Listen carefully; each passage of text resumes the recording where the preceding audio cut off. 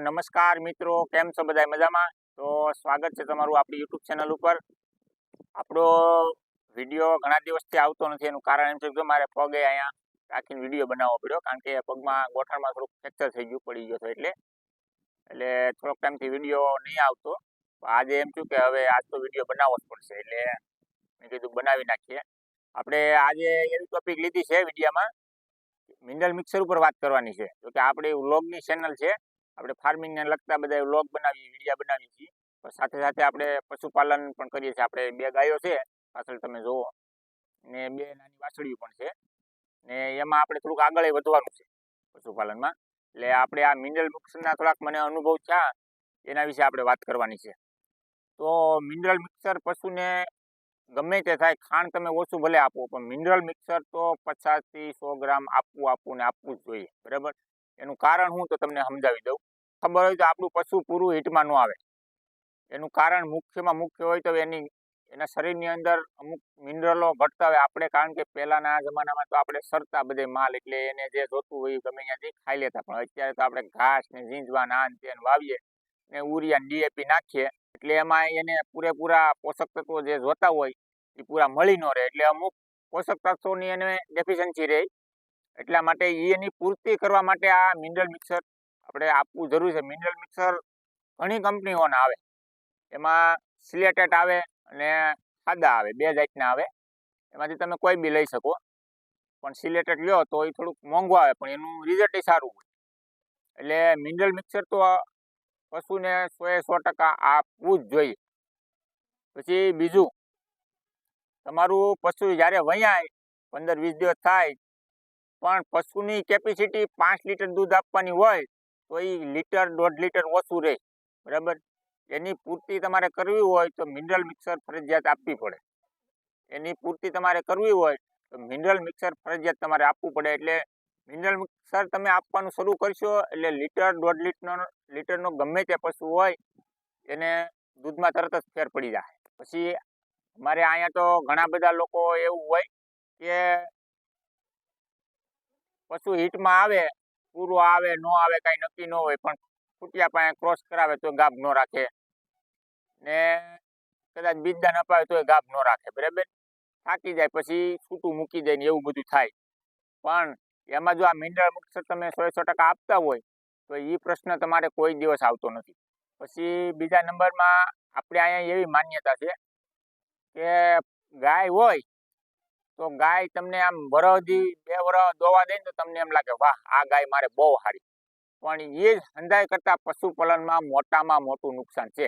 એનું કારણ તમને સમજાવ્યો. પશુ જન્મ વાછરૂને આપે એટલે 2.5 થી 3 મહિનાની અંદર ફરીવાર હીટમાં આવી જવું જોઈએ, અને ફરીવાર એનું બીજદાન કરાવતો હોય તો બીજદાન, અથવા બુલ પાસે લઈ જતા હોય તો 100% તો કે બીજદાન જ આપવું જોઈએ સારા ઓલાદ માટે. પણ એ તમારે 2.5-3 મહિનાથી 3.5 મહિના એને કરાવી નાખવું જોઈએ. વિજ્ઞાન પદ્ધતિથી તમે જોવા જાવ ને તો પશુની વર્ષ દિવસની સાયકલ હોય 305 દિવસનું. એનું દૂધનું તમે કાઉન્ટ કરો એટલે 305 દિવસનું દૂધ એનું ગણાય. બાકીના જે દિવસો હોય એના ડાય પીરિયડમાં જાય, બરાબર. વિજ્ઞાન લોકો એવું કહે છે. એટલે વર્ષમાં એકવાર ગાય બચ્ચાને જન્મ આપવું જ જોઈએ, બરાબર. તો જ એ તમારી સાયકલ પરફેક્ટ ચાલે. પછી ઘણા પશુ એવા હોય કે વયાય પછી 2-3 મહિના દોવા દે, 4-5 મહિના બહુ તો દોવા દે, પછી પાટા ઉલાળવાનું ચાલુ કરે, બરાબર. આ દૂધ પાટા ન ઉલાળે, ઓજા હોય તો દૂધ હૂકવી જાય. તમે જો આ મિનરલ મિક્સર ચાલુ રાખો તો એના શરીરના પોષક તત્વો જે કાંઈ હોય એ પૂરા થઈ જાય, તો એ દૂધ આપવાનું લાંબો ટાઈમ સુધી ચાલુ રાખે.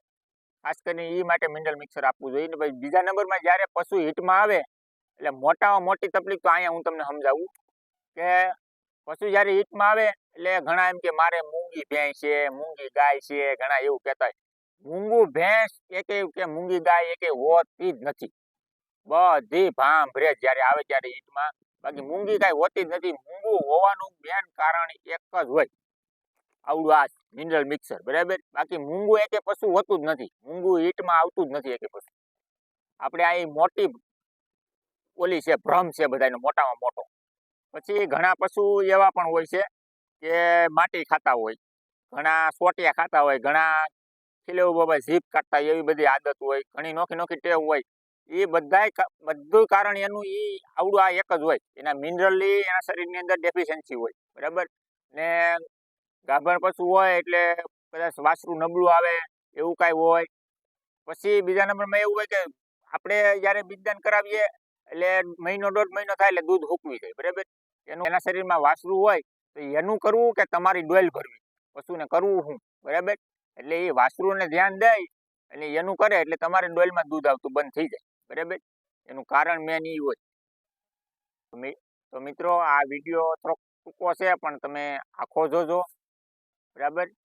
કારણ કે હમણાં મારો પગ દુખે છે એટલે વિડીયા ઓછા આવશે, બનાવવાની તોય પૂરેપૂરી કોશિશ કરશું, બરાબર.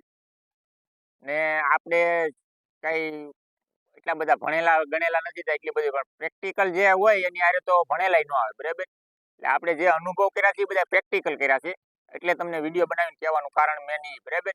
કે આપણે જે અનુભવ કર્યો છે ને એ તમારી હારે શેર કરવાનો છે. આપણે બધી વાતમાં પશુપાલનની અંદર જે આપણને અનુભવ થાય એ બધો તમારે હારે શેર કરવાનો છે. કઈ મુશ્કેલીમાં શું કરવું પડે, બરાબર.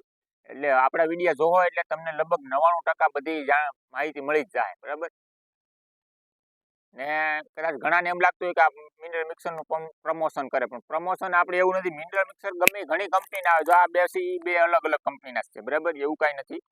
તમે જે સેટ થાય તમારું પશુ જે મિનરલ મિક્સર ખાય મતલબ હસોડું ન દેતા હોય તો લ્યો, બરાબર. આપણે કોઈ કંપનીનું પ્રમોશન જ કરતા કે આવડું આપજો કે આવડું આપજો. ભલે એમાં અમુક કંપની બહુ સ્ટાન્ડર્ડ આવે છે, સારી આવતી હોય છે, એ કોઈ પ્રશ્ન નથી. તમે આગળ જેમ જેમ ખવડાવશો એટલે તમને ખબર પડી જાય ઓટોમેટિક. જેમ કે CRS છે, પછી આ જે એગ્રીમેન્ટ છે, એ અમુક કંપનીઓ બહુ સારી આવે છે. એ થોડુંક કોસ્ટલી પણ હોય છે, બરાબર. થોડુંક મોંઘું પણ મળે છે, પણ તમે ગમે તે કંપનીનું આપો, મતલબમાં મિનરલ મિક્સર 100% આપો, મારું કહેવાનું એમ, બરાબર. તો આવા પશુપાલનને લગતા અવનવા વિડીયો આવતા રહે. તો અમારો વિડીયો તમને જો ગમ્યો હોય તો અમારી ચેનલને સબસ્ક્રાઈબ કરી લેજો અને લાઈક કરજો, અને અમારો વિડીયો બીજા લોકો સુધી પહોંચાડજો એટલે બીજાને પણ મદદરૂપ થાય.